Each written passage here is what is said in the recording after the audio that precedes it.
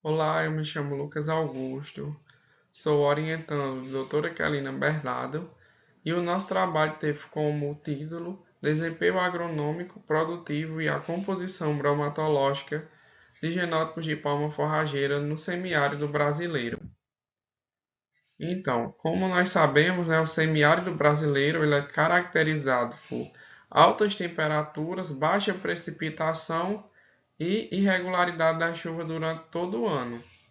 E com isso, afeta diretamente a produção, tanto agrícola como pecuária da nossa região, tendo em vista que é uma das principais atividades econômicas.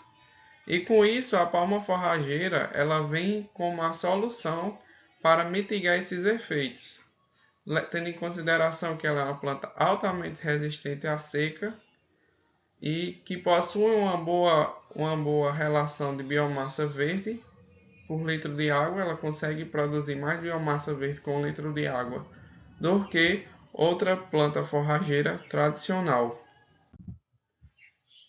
E esse trabalho teve como objetivo avaliar o desempenho agronômico, a produção e a composição bromatológica de genótipos de palma forrageira, tanto do gênero Opuntia como Nopalea, cultivados no semiárido brasileiro, visando identificar variedades mais adequadas para o cultivo e a nutrição animal nesta região.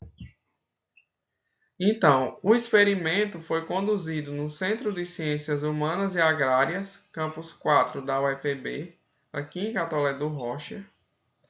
Seguiu um delineamento inteiramente casualizado, com 10 repetições e os tratamentos constituídos por 19 genótipos de palma forrageira, sendo 13 genótipos de Opuntia e 6 genótipos de Nopalea. E o cultivo foi conduzido em condição de sequeiro, com espaçamento de 1 por 0,5, totalizando assim 20.000 plantas por hectare, e foram realizadas capinas na época de chuva e adubações com esterco bovino. E a cada 90 dias foram avaliadas as variáveis de crescimento, como altura e largura de plantas, o número total de cladóides por planta, número de cladóides de primeira ordem, número de cladóides de segunda ordem, até N ordens, assim como o comprimento e a largura e espessura dos cladóides que foram avaliados. A produtividade de biomassa verde foi determinada pelo corte das plantas aos 12 meses, com a pesagem do material colhido e retirada de amostras para estimar a biomassa seca em estufa a 65 graus. A eficiência do uso da água foi calculada pela razão entre a biomassa seca e a precipitação acumulada, que nesse ano teve uma precipitação aqui em Catolé do Rocha de 406 milímetros, enquanto o acúmulo de água foi obtido multiplicando a biomassa verde pela porcentagem de água. E as amostras após a pré-secagem foram moídas em moinho do tipo Alli, passado pela peneira de 1 milímetro, e analisadas aqui no Laboratório de Forragicultura e Nutrição Animal da UEPB. Foram determinadas matéria seca, matéria orgânica e material mineral, extrato etéreo e proteína bruta, além de fibra em detergente neutro e fibra em detergente ácido. A composição foi avaliada em 10 repetições por genótipo e os carboidratos não fibrosos e totais foram estimados pela equação proposta por Weiss. E ao final de tudo, os dados foram submetidos à análise de variância e, quando significativo, as médias foram comparadas pelo teste de SCUF-NOT, utilizando o software RStudio. E aqui eu trouxe para vocês a tabela com todos os tratamentos, o nome comum dos genótipos e o gênero. E os resultados e discussões, Então, falando em número de cladóides após 90 dias, o potencial de rebrota das palmas, o genótipo negro Miochan F07 do gênero Nopalea, ele apresentou o melhor desempenho com 26,6 cladóides por planta, como podemos ver aqui no gráfico. E em seguida, o segundo genótipo mais expressivo foi o Moradilha V03, também do gênero Nopalha, com 21,2 cladóis por planta.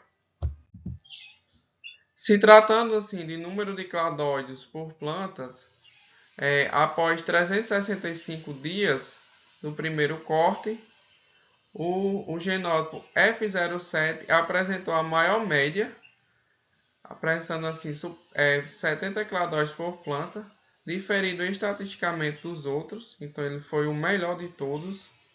E em seguida destacam-se os genótipos V03, V14, PB4, PB1 e F16, que compuseram um grupo intermediário com valores entre 45 e 55 cladóides por planta, como também podemos ver no gráfico.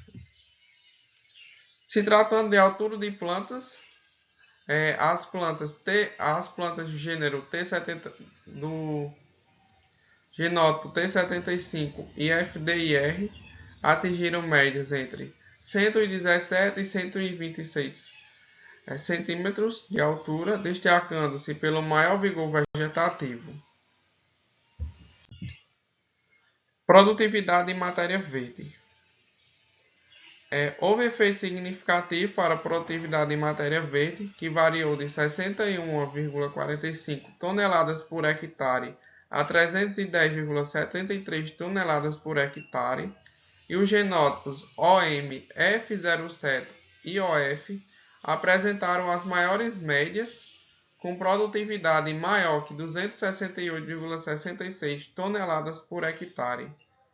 Já os menores rendimentos, abaixo de 156 toneladas, foram observados nos genótipos F22, T03, T57, PB4, T75, T32, T26, V07, F16, FDIR, V30, PB1 e FX. Em relação à produtividade em matéria seca, os genótipos com destaque foram OF, OM, F07 e V14, que apresentaram valores superiores a 24,88 toneladas por hectare de matéria seca, enquanto os genótipos T03, F22, T57, PB4, T75, T32, T26, V07, F16, FDIR, V30, PB1 e FX apresentaram produtividades inferiores a 13 toneladas por hectare, refletindo assim o menor desempenho agronômico. E aqui eu trouxe para vocês uma tabela com as características bromatológicas, que podemos ver aqui que em relação à matéria seca, o genótipo F07 e V14, eles apresentaram uma maior produtividade em matéria seca.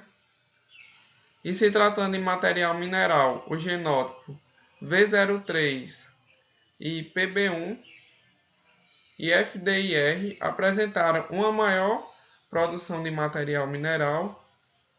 Em relação à proteína bruta, o genótipo